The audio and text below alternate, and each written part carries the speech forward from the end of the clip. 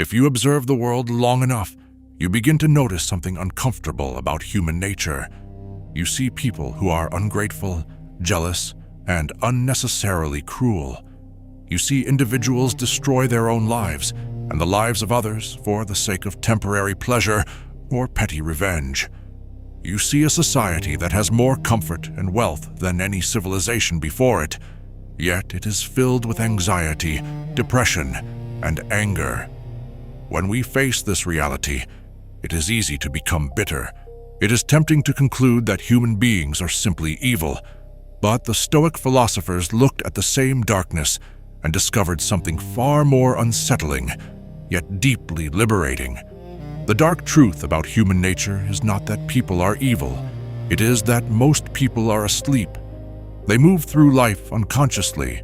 They are prisoners of their own minds, slaves to emotions they cannot control, and driven by desires they barely understand. To understand human behavior, we must begin with a simple idea that Marcus Aurelius repeated to himself every morning.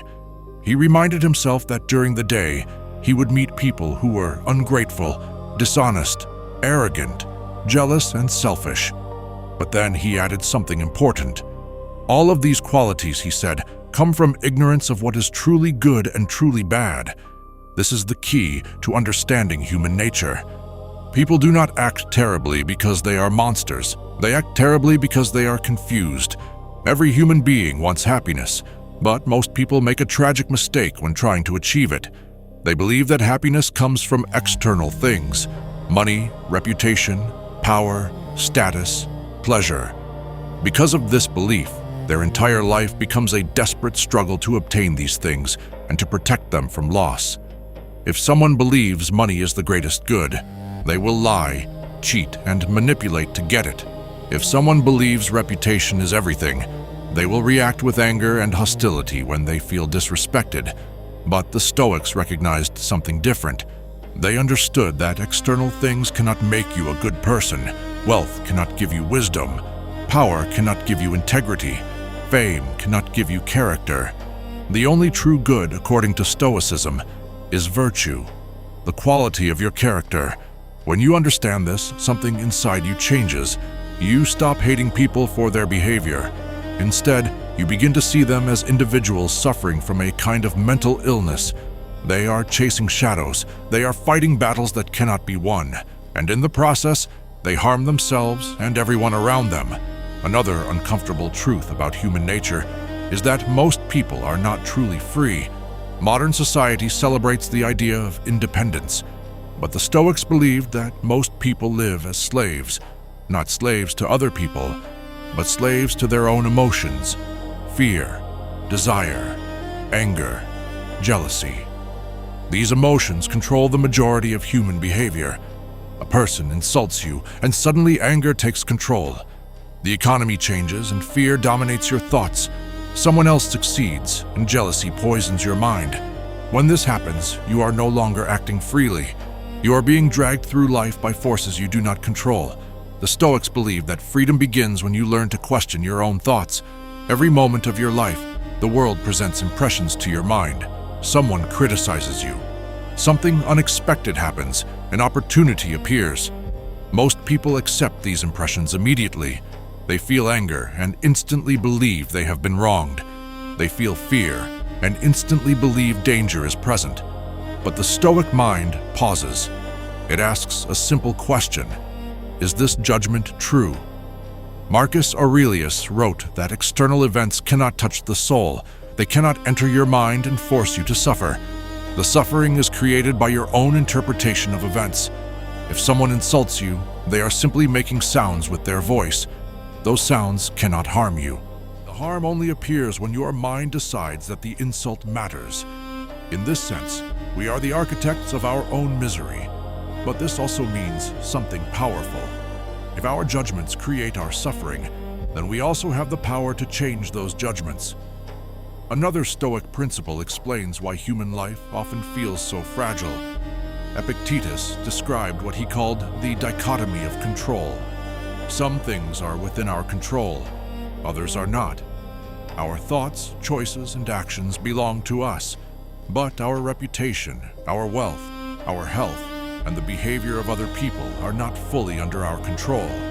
Yet most people spend their entire lives trying to control exactly these things. They worry about what others think. They obsess over their status. They panic when circumstances change. In doing so, they trap themselves in a mental prison. Even when people achieve wealth or success, something strange happens. They quickly adapt to their new circumstances. What once seemed extraordinary becomes normal. The millionaire complains because he is not a billionaire. The healthy person complains about small inconveniences. This phenomenon is known as hedonic adaptation. The Stoics developed a practice to protect themselves from this trap. It is called negative visualization. Instead of constantly imagining a better future, the Stoic imagines losing what he already has. He imagines losing his possessions, his comfort, even the people he loves. This exercise is not meant to create despair. It is meant to create gratitude. When you realize that everything in life can disappear at any moment, you stop taking it for granted. You begin to appreciate the present. You hold things lightly, understanding that they were never truly yours. They were simply temporary gifts. Another challenge arises when dealing with other people. If so many individuals are ignorant, emotional, and driven by selfish desires, how should we treat them? Should we hate them? Should we withdraw from society? The Stoics believed the answer was no. Human beings are social creatures. We are part of a shared community. Marcus Aurelius reminded himself that people are meant to work together like parts of the same body. When someone behaves badly, it is tempting to respond with anger. But anger only adds more chaos to the world. Instead, the Stoic tries to understand. The person who harms you is not acting out of wisdom. They are acting from confusion. They are like a sick patient. You do not hate a sick person for coughing. You recognize that they are suffering. This perspective allows you to remain calm even in the presence of difficult people. You cannot control whether others behave justly, but you can control whether you behave justly.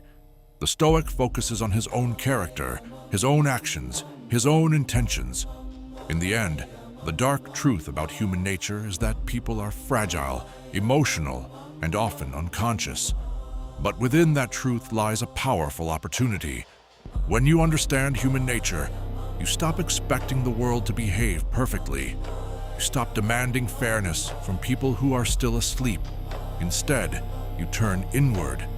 You build what the Stoics called the inner citadel, a place inside your mind that cannot be shaken by external events, a fortress built from discipline, reason, and self-control. Within this inner citadel, your peace no longer depends on the behavior of others or the circumstances of the world. It depends only on your own character. Marcus Aurelius wrote that nowhere can a person find greater peace than within their own soul. The world around you may remain chaotic. People may continue to act from ignorance, but you do not have to. Master your judgments, strengthen your character, and build a mind so steady that no external storm can disturb it.